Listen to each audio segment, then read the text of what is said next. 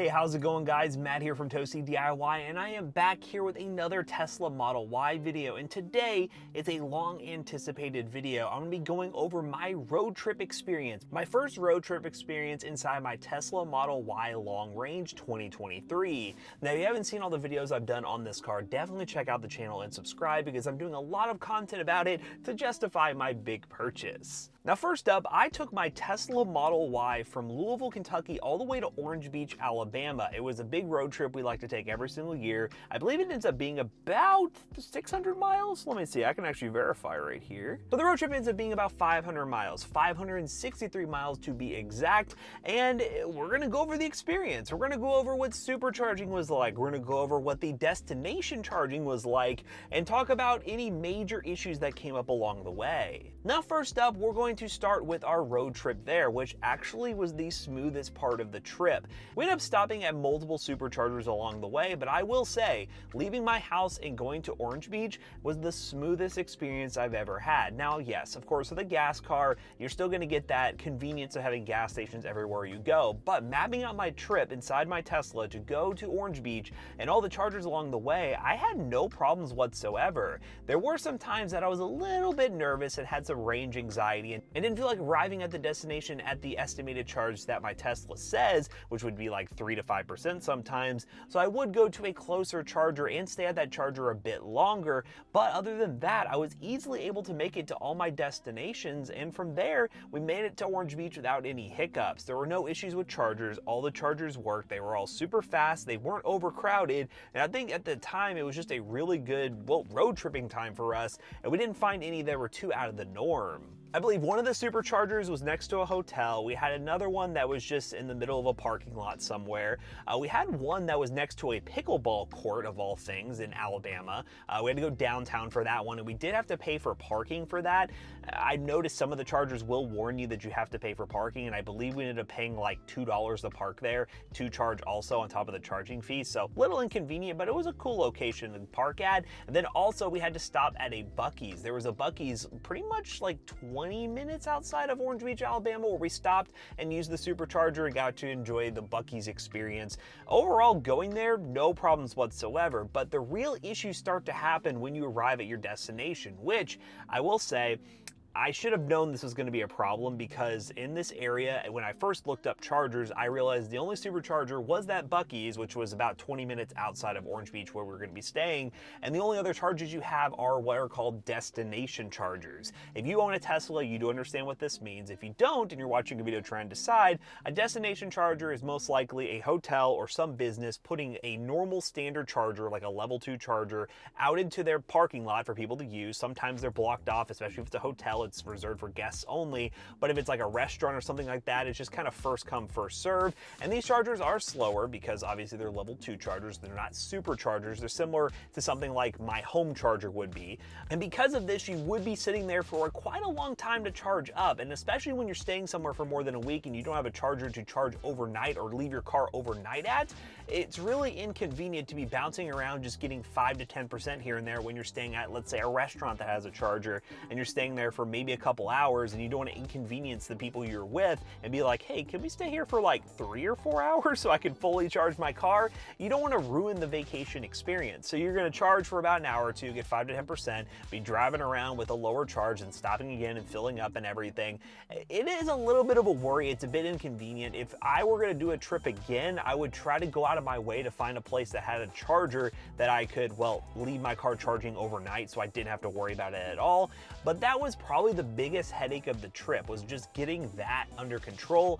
I did have an issue where I tried to go to a normal public charger that wasn't a Tesla charger and it was just totally defective and I lost like 10% of my range driving all the way out there to, figure out that it just didn't work. Because I believe in the PlugShare app, the last time that somebody actually charged at that charger was about 2 years ago.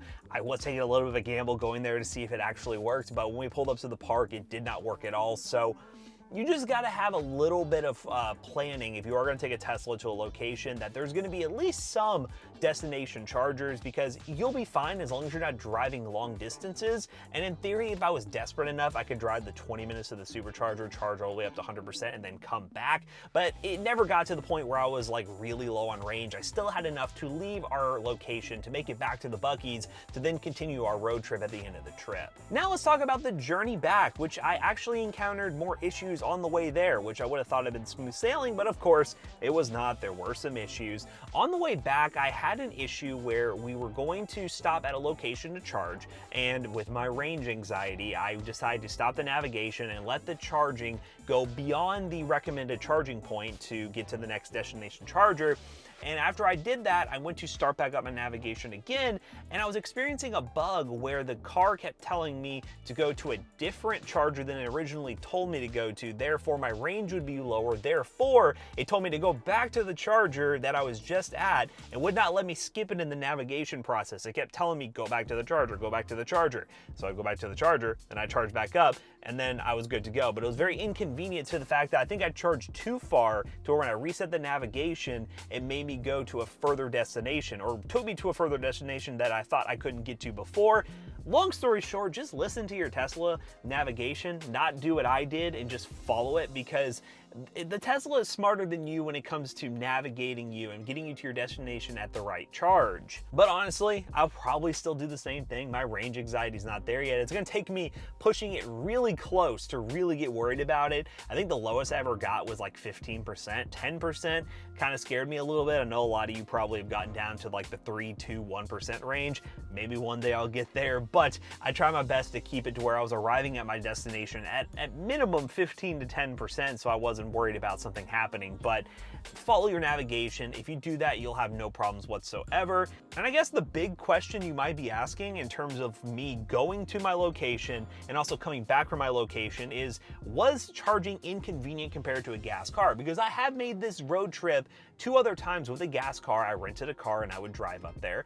Did it make it inconvenient? And I'll be honest, no, it did not. I don't know if it's a mental game, but when you're using the Tesla navigation, it's only telling you the estimated time on the GPS to your next charging location. And with that in mind, it's like a psychology thing to where you're only looking at navigation in 2-hour chunks, to where, hey, I drive 2 hours to a Tesla charger, boom, I'm charging up. I'll have another 2 hours charging up. And for some reason, it just made time go by faster. And I really do think staying at a charger for like 30 to 40 minutes wasn't too much longer than a gas powered drive.